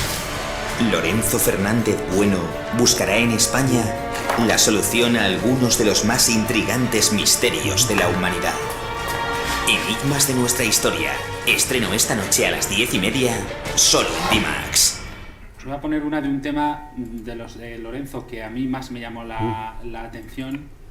De lo más oculto de la sociedad española del siglo XV. Es una sociedad secreta Al servicio de la Iglesia y las altas esferas. Sirvió como brazo ejecutor para la Inquisición. Nace el legendario grupo La hermandad se hace fuerte porque están unidos por un pacto de sangre. que hará justicia al margen de la ley. Se ha cuestionado mucho la existencia de la Garduña. La Garduña existió. Criminales que se encargan de las misiones más audaces, pero también de las más sangrientas. Enigmas de nuestra historia. Nuevo episodio esta noche a las 10:30, solo en D-Max. Bueno, un ejemplo de el tema que os decía de nazis y misterio. País contra país. Vecino contra vecino. Personas luchando por distintos ideales. La guerra es el hombre en su versión más primitiva. Pero incluso en este ambiente hostil, hay espacio para la creatividad. Teorías de la conspiración. Invenciones absurdas. Leyendas increíbles. Todo tiene cabida en la extraña guerra mundial. Los jueves a las 10:30, solo en D-Max. Hay un montón de relatos de soldados que han visto cosas extrañas, muchas veces la razón muchas veces tiene que ver con lo que vive uno, ¿no?, en una guerra. Pero fijaros, os voy a enseñar más cosas relacionadas con nazis. Experimentos propios de la ciencia ficción se volvieron realidad en manos de los ingenieros nazis. Platillos, alas voladoras. Eso era como el santo grial de la aviación. Y tras permanecer oculta durante 70 años, ¿Imaginas este sitio lleno de soldados alemanes? sale a la luz la flota aérea que pudo cambiar el curso de la humanidad. Historia prohibida, los ovnis secretos de los nazis. Estreno el próximo jueves a las 10:30, solo en Discovery Max. Bueno, y por último os voy a enseñar un ejemplo de un tema más relacionado con lo inexplicable de nuestro planeta. Que a veces, que yo creo que esto lo ha abierto desde que existe Google Earth, hemos descubierto muchas cosas que son inexplicables. Este cráter es 3 veces el tamaño de Manhattan. ¿Qué está pasando aquí? Miles de coches contaminados con radiación. Esto podría ser una especie de ataque biológico. Las dunas de arena no solo se tragan a las personas. Si buscas imágenes de un año antes, no hay nada ahí. Estas formas no son artificiales. ¿Cómo es posible que esto suceda en la Tierra? Curiosidades de la Tierra, esta noche a las 10:30, solo en D-Max. Ya para terminar, deciros que para mí sigue siendo lo más importante en todo este aspecto la curiosidad, el tocar la curiosidad. Yo pienso que un programa de televisión tiene que hacer la mitad de su trabajo antes de haberse emitido, ¿no? Tiene que querer ser visto, ¿no? Y para eso hay que atacar a la curiosidad, y es un poco lo que pretendemos. Muy bien, muchas gracias. Pues terminadas las exposiciones de cada uno de ellos, abrimos el turno de palabras. Yo pasaría la palabra a la sala, aunque cada uno de los que estamos en la mesa también podemos preguntarnos entre nosotros. Allí hay una pregunta. Hola, buenas tardes. Yo quisiera preguntarte a ti, que tú has estado en el Ecuador, en la Cueva de los Tallos, porque, bueno, a mí me encanta, toda la vida me ha gustado esta cuestión de los misterios, y es verdad que hay un gran misterio histórico y cultural debajo de la Cueva de los Tallos. Yo quería ver, me gustaría que me hicieras un recuento, es que yo nunca llegué a bajar. Los de la NASA sí, los del primer vuelo del Apolo bajaron y sacaron este material para poder llevárselo y para poder construir parte de las naves, creo que... No, se llevaron de allí Neil Armstrong, fíjate, los primeros sitios al volver de la Luna, que quería ir a la Cueva de los Tallos. Y algo que nadie se lo daba, era el hombre más importante de la Tierra en aquel momento. Nadie le daba financiación para ir a la Cueva de los Tallos. Se tuvo que ir a Inglaterra y con el servicio secreto inglés, con Stanley Hill, que era entonces el director del servicio secreto, consiguió financiación para ir a la Cueva de los Tallos. Y es cierto que se llevaron 4 cajas de madera enormes, que no se sabe lo que había allí dentro, y volaron la mayoría de los pasadizos de la cueva para que nadie entrara. Se lo llevaron, lo escondieron, lo que había allí, pues podía ser algo que podía hacer temblar los cimientos de la humanidad, lo que había allí abajo. Sí, había un sacerdote, el padre Crespi, que se hizo muy amigo de los indígenas, porque los indígenas guardaban eso como el tesoro perdido de los incas que nunca pudieron encontrar los españoles. Y en realidad dicen que ese fue el verdadero tesoro. Y ha sido un misterio porque fue pasando de generación en generación en los indias, en los indígenas, y tenían un secreto tan hermético que ni entre ellos podían comentarlo. Y solamente un sacerdote, que yo creo que ya se murió, él se ganó la confianza de todos ellos y les iban regalando, eran unas placas, creo que era de titanio, oro, de escritura cuneiforme, asiria, de todo. Exactamente, de todo con unos informes demasiado avanzados para la época. Incluso se llega a decir que si esos informes hubieran sido podido leer ahora, o sea, hubieran avanzado muchísimo la ciencia más de lo que se tiene conocido. Y que fueron legados a los indígenas por los extraterrestres. Pero se perdió muchísimo de eso, el padre lo tenía guardado porque hubo un terremoto, entonces saquearon todos esos y no se sabe realmente dónde está. Y se habla de los servicios, porque fue un incendio producido a posta, justamente para poder hurtar todo eso, y no se sabe dónde está. Entonces, sí, se sabe exactamente, se sabe dónde está. Está en el Vaticano. Tiene todas las piezas allí. Bien, y tú me podrías hablar un poco de eso, porque yo soy ecuatoriana y siempre me ha intrigado esas placas. O sea, tengo una noción un poco aproximada, pero tú que hiciste la investigación me podrías decir un poco más. Gracias. En el año 22 el padre Crespi viajó a Ecuador. Imagínense la selva del Amazonas, los shuar, los salvajes, los nativos, cómo eran en aquellos años, y la dificultad que tiene ahora llegar hasta allí la que tenía en el año 22, ¿no? ¿Para qué fue allí el padre Crespi, un salesiano enviado por el Vaticano? Pues claramente, no olvidemos nunca que el Vaticano tiene el mejor servicio secreto del mundo y sabía que lo que había allí podía hacer temblar los cimientos de la Iglesia. Esa es la realidad. Mandó la mayoría de las piezas, las mandó a Roma, y una parte se la quiso quedar él para montar un museo y que la gente de Cuenca, de Ecuador, vieran lo que había allí. Ese museo al día siguiente se incendió. Quitaron las maderas después del incendio y no había ni una pieza, todas han desaparecido. La que se ha llevado todo el mundo, que ha sacado de allí piezas, gráficamente están documentadas, con lo cual se sabe que existen, todas han ido desapareciendo. Juan Morís, que fue el otro que estuvo también en la cueva, con los planos de Crespi, también se llevó piezas y también desaparecieron. Cuando murió él se lo dejó a un amigo, el amigo murió en un accidente y desaparecieron todas las piezas que tenía. Por nuestro bien, los gobiernos nos están ocultando la sabiduría que podía haber ahí abajo. ¿Hay más preguntas? Bueno, yo voy a hacer alguna también para que continuemos y vayan surgiendo. Lourdes, ¿en qué medida los temas que son generales del misterio en una televisión local como en la que tú actúas los pertenecéis antropológicamente? Un ejemplo, existen las meigas en todas partes, ahí en la Sierra de Gata tenéis las famosas mampenas, aunque efectivamente igual han desaparecido después del incendio ese de Hoyos, de Acebo y de toda aquella zona, Cilleros y esa zona preciosa. ¿En qué medida tocáis esos temas que son universales pertinizándolos antropológicamente para la zona? Pues esa tarea precisamente no es difícil, porque cuando abordas un tema de misterio te das cuenta, como he comentado antes, que tiene un paralelismo con los mitos de otras partes del mundo. Hablaba de ensotanados, pero hay muchos más. Un ejemplo, por ejemplo, valga la redundancia, que llevé a la radio la semana pasada, fue el tema de la creencia en brujería en las urdes. En las urdes a día de hoy perviven supersticiones relacionadas con las brujas, como por ejemplo que no se puede hablar de ella los viernes, que porque ellas te pueden escuchar, que hay que hacer una cruz en la ceniza del hogar para protegerte de ellas. Este tipo de cosas que parece que solo son de esta zona tan localista Y cuál es mi sorpresa, que hace pocos días yo leía una obra de Gustavo Adolfo Bécquer que no había leído y se llama Desde mi celda, y en esta obra él analiza la brujería presente en la zona de Tarazona, de Trasmoz, y él cuenta ahí, en esa época, cómo hacía auténtico periodismo del misterio, entrevistando a la gente de la zona, y hablaba de las mismas supersticiones que yo me he encontrado en las Urdes. Entonces, no es difícil dar una dimensión universal a un tema pues que parece local, pero no lo es. Otro ejemplo que a mí me encanta y que hemos tratado en uno de los últimos programas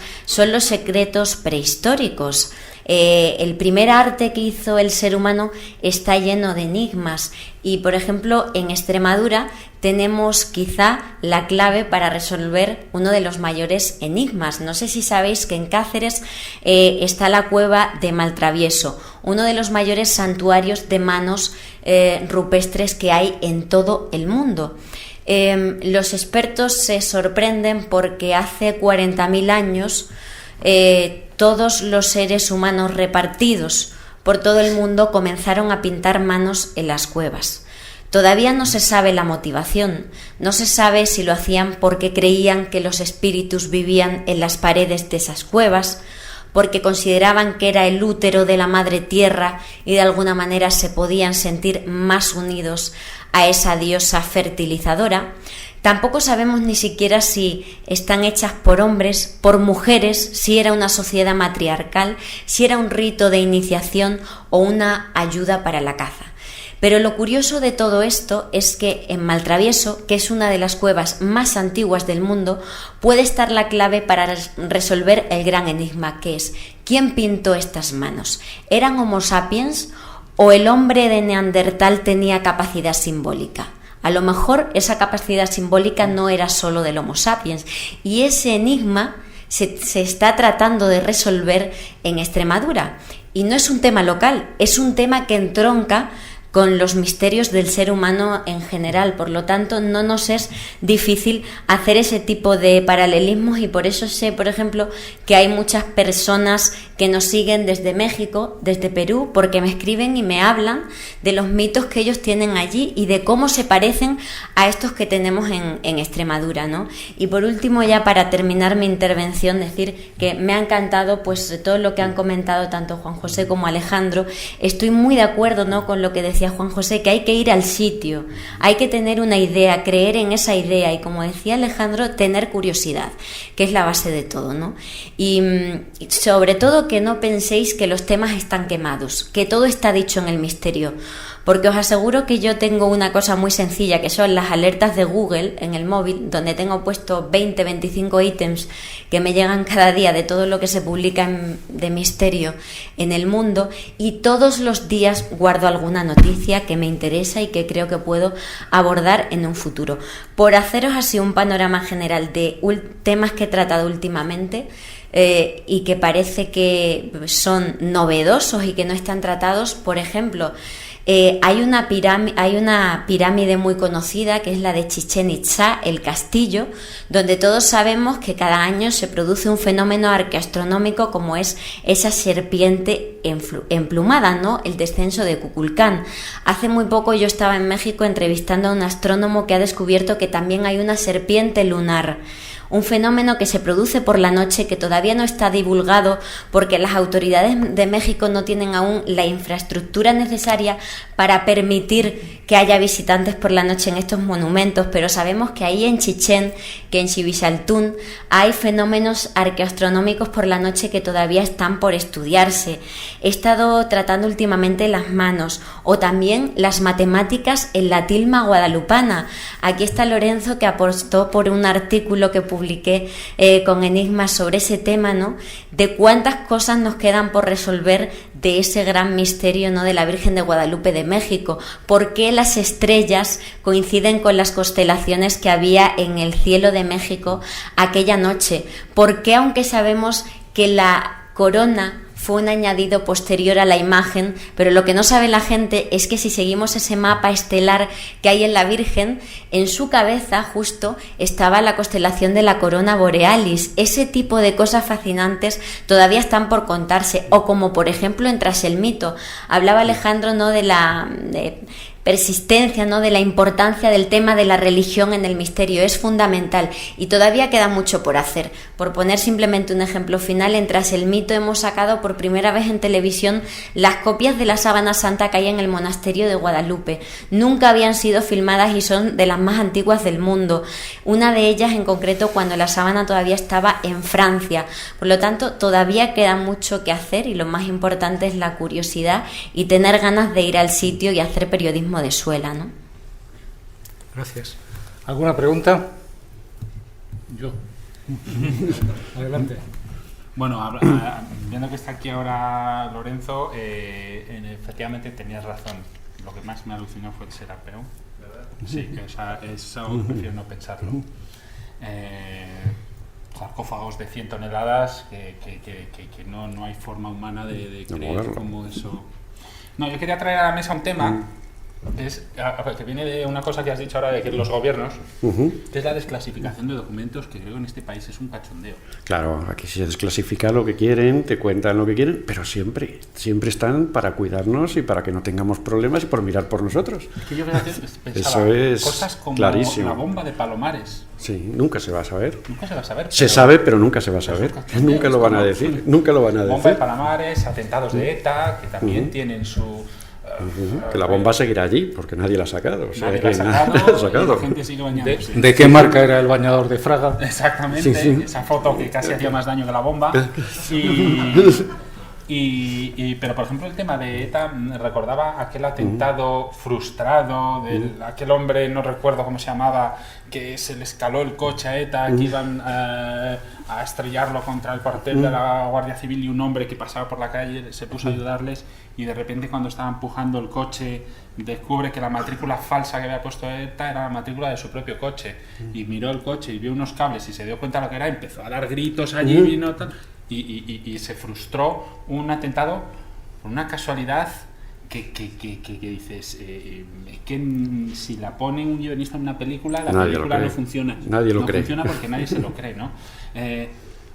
Claro, y lees Estados Unidos desclasifica, que harán lo mismo. Desclasificarán lo guían, pero sueltan un poco más. Pero en este país, yo me parece que es un concepto... te puedo decir, en las guerras en Estados Unidos o las guerras anteriores como eran, tú en una guerra podías irte a hacer un reportaje y al mes volvías, lo vendías, era totalmente de actualidad, ¿no? Habías hecho de los kurdos, cualquier cosa, valía. Ahora mismo no, tú estás en una guerra, el 2003 en Irak, para enviar las imágenes todo tiene que ir en directo, si no, no vale. O sale el mismo día en directo o eso no vale. Tú pasas por la censura americana. ¿Qué vas a mandar? Con un retardo de 5 minutos. Y lo que vayas contando, ellos están diciendo, ¿lo mandas? No lo mandas. Eso es, al fin y al cabo, la libertad nos ha convertido en eso, en que ahora mismo tenemos que pasar más filtros que nunca para poder informar o poder contar cómo son las cosas.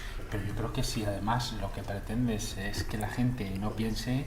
Creo que a todos los seguidores del misterio es como echarle gasolina directamente, ¿no? Claro, tú fíjate lo del Google famoso de la Antártida. El hueco ese que salía hace los principios del Google era un tapón, se veía un tapón ahí puesto. Ahora ha mejorado mucho la tecnología y ¿qué es? Pues te vas acercando y blanco, blanco, blanco, y blanco hasta el infinito, nada más. Eso es, no nos quieren decir que hay ahí tampoco. Dicen, bueno, vale, pero algo hay. Lo que es cierto es que algo hay. Las primeras fotos que se les escaparon del satélite sabía que había algo cuando no había satélites. Los primeros satélites hicieron unas fotos y las presentaron hasta que se dieron cuenta y dice, coño, el poder que puede tener esto. Y a partir de ahí empezó la censura de escondernos muchas de las cosas que son las que deberemos de buscar y aclarar. Bueno, pues animaos, a ver si... Allí hay una pregunta. Un segundo, que no tienes el micro, pero déjame hacer a mí una pregunta. Guillermo. Porque quiero hablar más del formato, porque me da que tendéis más a comentar a veces contenidos y a mí me apetece más hablar de formato documental, de ejercicio periodístico, porque los contenidos los podemos hablar en muchos otros foros, pero este está más para esto, ¿no? Como estáis haciendo ahora, complicaciones también. Precisamente quiero que me habléis de eso, de cada uno desde vuestro punto de vista, porque esta mesa está muy bien porque es mixta.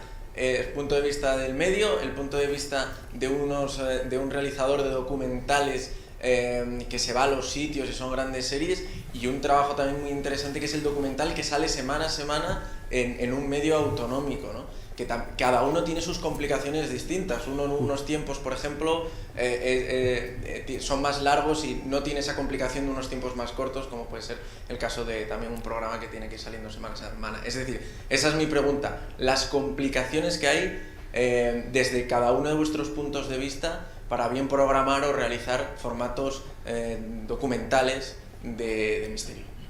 Pues para mí la primera dificultad es vendérselo a los míos, de lo cual Lorenzo sabe muy bien de lo que hablo, pero creo que de los tres el mío a priori es el más fácil, porque yo busco y me aprovecho de las ideas y la creatividad de otros, y mi función es convertirlo en lenguaje televisivo y ofrecérselo a los espectadores, pero os aseguro que para eso no hay que dedicar tiempo a la investigación y al estudio, algo que ellos sí hacen, y tampoco tenemos que ir en coches con los bajos rotos, aunque a fuerza de hacer lo que yo hago, lo que te apetece es un día coger y irte en esos coches. ¿Ves cómo es así? Sí, Al final apetece. Sin ninguna duda, o sea, que esto tiene veneno y que engancha, es evidente que porque al final es la curiosidad por lo desconocido, pero la parte de la cadena es una cuestión de saber buscar al público.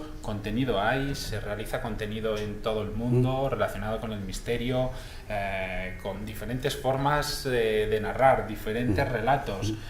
No tiene nada que ver los japoneses hablando de misterio que los europeos, ¿no?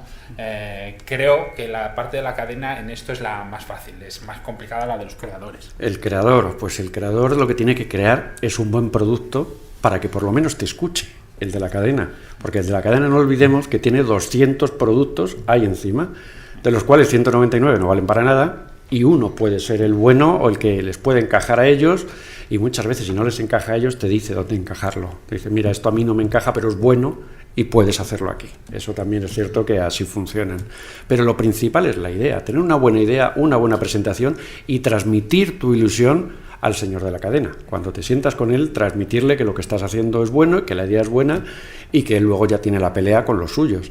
Pero ante todo es la idea y el producto, tener un buen producto para vender y diferente. Después de uno de pelearse en la selva, tener que pelearse en un despacho. Lo peor, mucho peor que la selva es lo fácil. Cuando se cierra la puerta del avión y ya vienen nada más que los sufrimientos, eso es lo fácil. Los problemas son los despachos. Ahí es donde está el verdadero problema de este trabajo.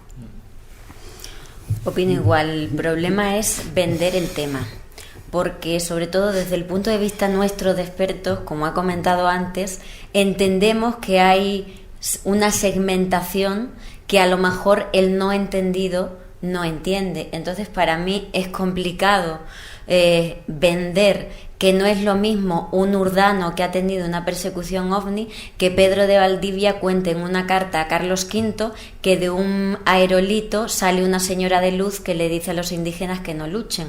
Para mí son temas distintos, luces populares y persecuciones ovni, y sin embargo pues llego, se lo propongo al jefe, a la productora y demás, y entienden que más de lo mismo.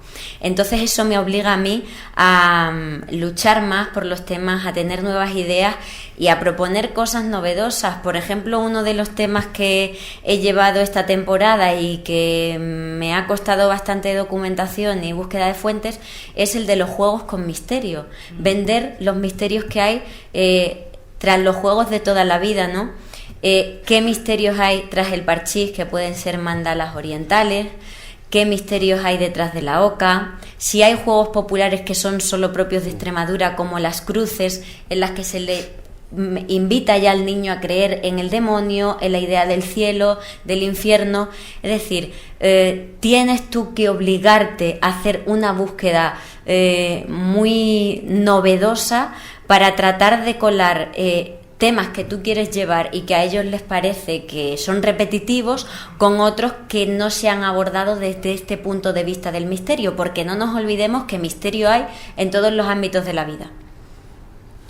Sí, yo os quería preguntar, a ver si me explico, como espectador, ¿no?, de programas documentales, percibo como dos líneas muy claras a veces en el tratamiento de los contenidos, y una sería aquellos temas que se enfocáis digamos, de misterio puro. Solamente se habla del misterio, de todo el enigma que esconde un determinado tema. Y en cambio en otros casos sí que percibo que además de ese misterio que se presenta, de ese enigma, hay un contraste y una segunda opinión que de alguna manera se enfrenta o que le quita misterio al asunto. Yo quería saber, en la mayoría de los misterios, por lo menos que yo conozco, hay muchos misterios que también considero que están más que amortizados, pero bueno, se siguen emitiendo, pero en la mayoría sí que veo que hay esas dos opiniones, y sin embargo en muchas ocasiones solo se emite una. No sé si eso es porque consideráis que es mejor, bajo mi punto de vista creo, como espectador, creo que se puede llegar a más gente presentando el contraste, pero también puedo entender que a lo mejor si se presenta el contraste se le quita magia y se pierde audiencia. Yo no sé si eso lo planteáis, si es una línea editorial, si pensáis que realmente tenéis números que digan, no, pues cuando presentamos misterio único va la cosa mucho mejor que cuando presentamos un misterio más contrastado, ¿no? Fíjate, yo en eso, sí es cierto, los nuevos formatos que hay de poner la otra persona hablando de todo lo contrario, yo creo que sí, es positivo porque estás con otra opinión también demostrable. Pero por supuesto se le quita mucha magia. Es lo que te he contado de Bani, pues la construyó un millonario o el diablo construyó las 7 mezquitas. Pues si contamos lo del millonario, pues puede tener más información histórica, pero le quitamos la magia, le quitamos la ilusión, le quitamos lo que de verdad es y por lo que de verdad peleamos. Es curioso porque además... ¿Sabes qué pasa? Que muchas veces creo que para hacer este tipo de contenido tienes que estar acompañado por un equipo detrás que además tenga una cierta pasión por este contenido. No es lo mismo que Lorenzo haga algo con Juan José que lo haga con una persona, con todos los respetos, que es director de programas musicales, ¿no?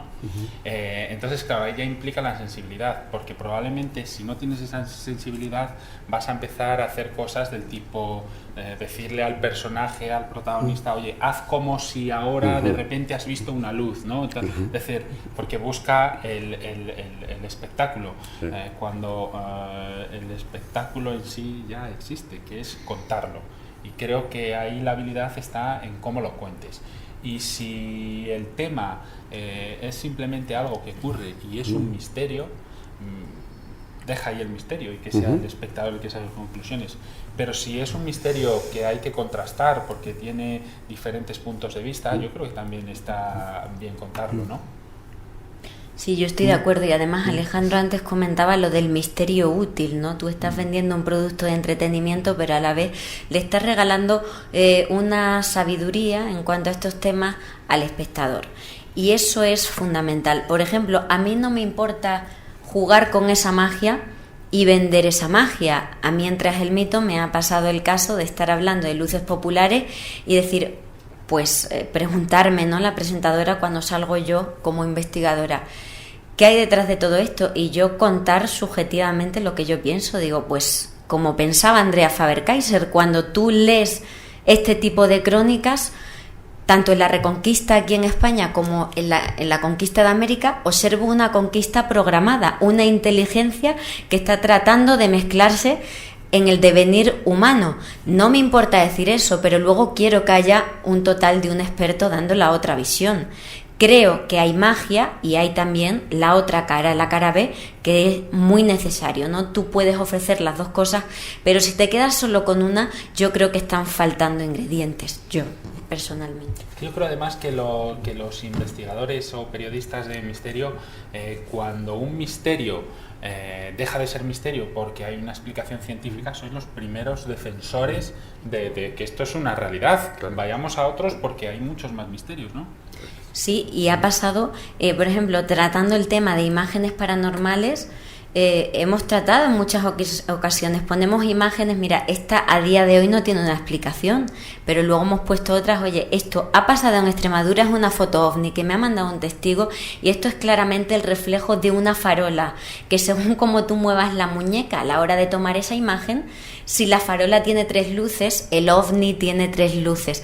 hay que contarlo. Lo habéis dicho los dos, ya hay misterio, no tenemos que recurrir a cazadores de fantasmas. Creo que lo que he contado de las manos de Maltravieso es fascinante y es un misterio científico que te lo cuenta un director de arqueología de la Junta de Extremadura y te lo cuenta gente que está trabajando en Atapuerca. Y es un misterio humano, no hace falta inventar ni añadir nada. Yo quería comentar al hilo de que ustedes están diciendo, es verdad, porque a pesar de que yo me eduqué en colegios españoles, de monjas españolas, es verdad lo que tú dices, la conquista y hay que verlo desde otro punto de vista. A mí me lo contaron desde un punto de vista histórico y bueno, yo también, por parte de mi madre, son españoles y yo tengo una mentalidad muy amplia.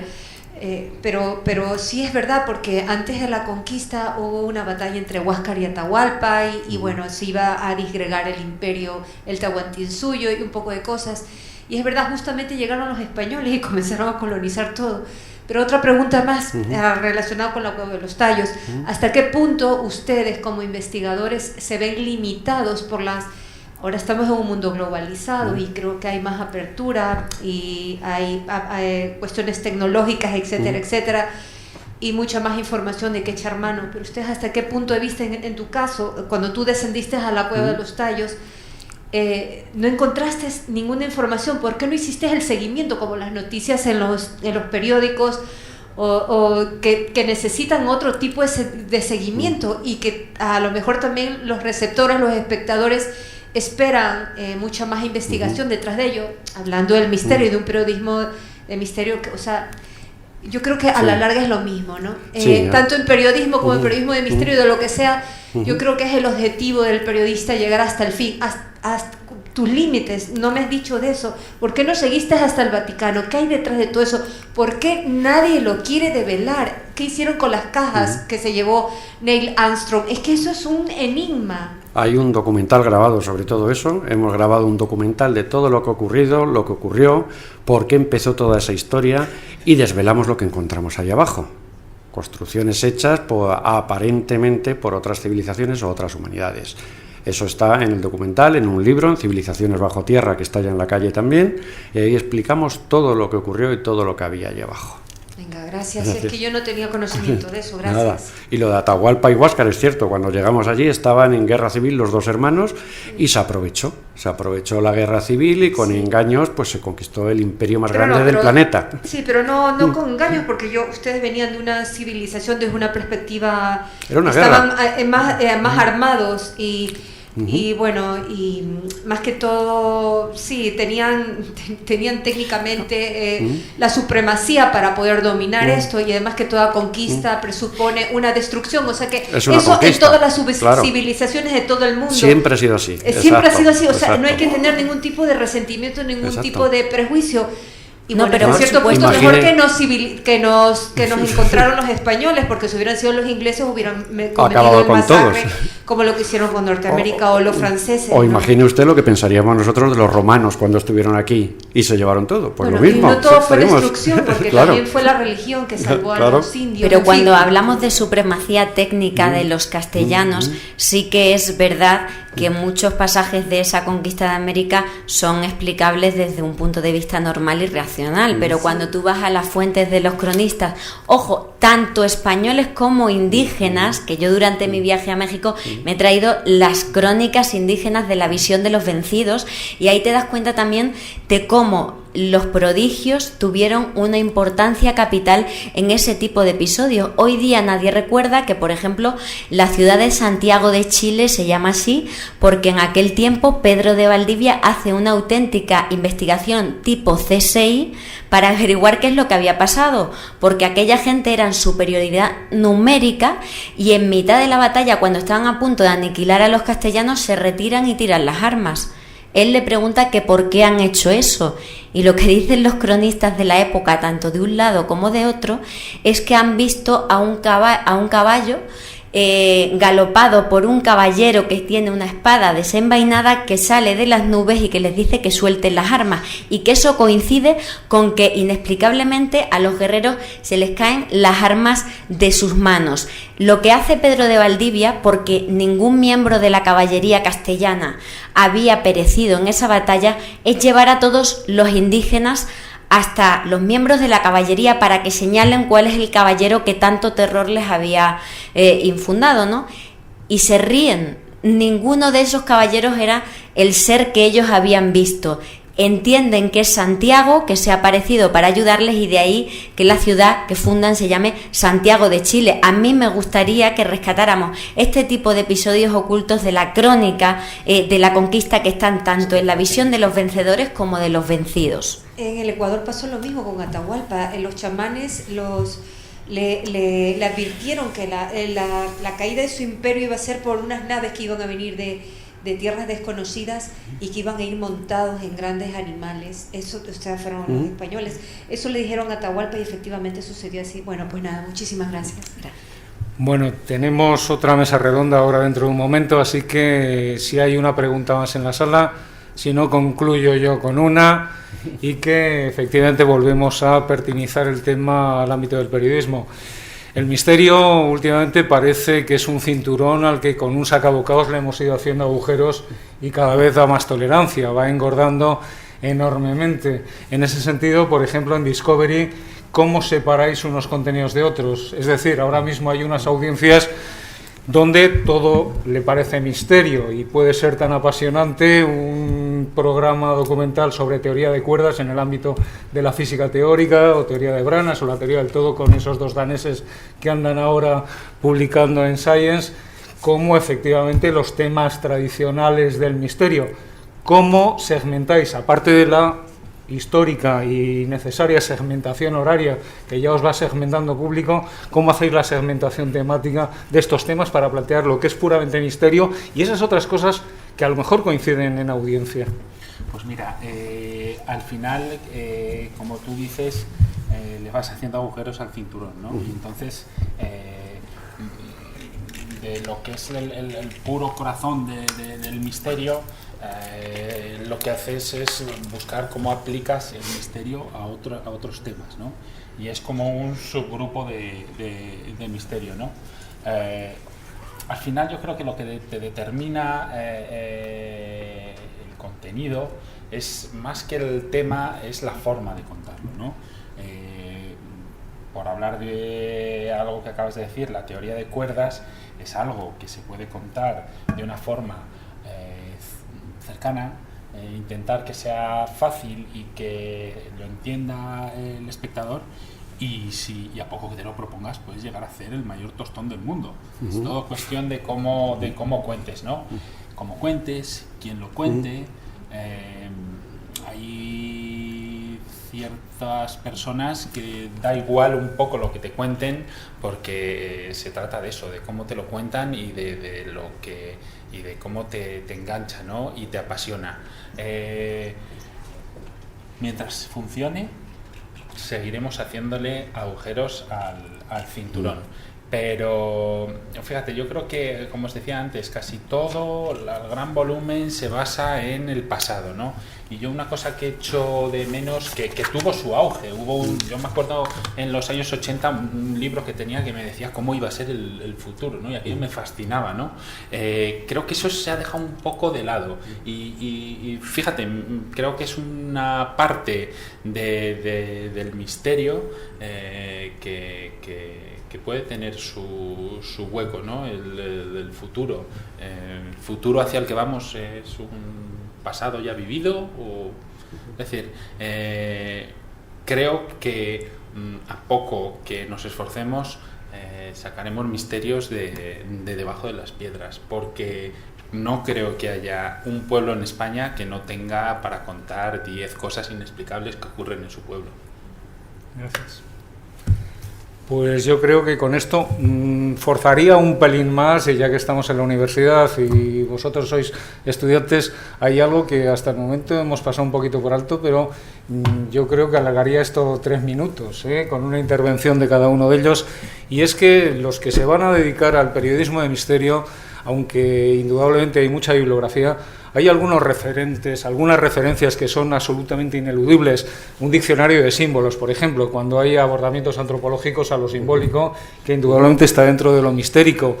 ¿Qué otras referencias relativamente universales consideraréis que son imprescindibles para quien se va a dedicar, aparte de vuestros propios libros, lógicamente, que estáis tratando, pero esos libros que son más universalizables, que son de esas referencias invariantes que cualquiera que se dedique a este territorio tiene necesariamente que pasar por ello?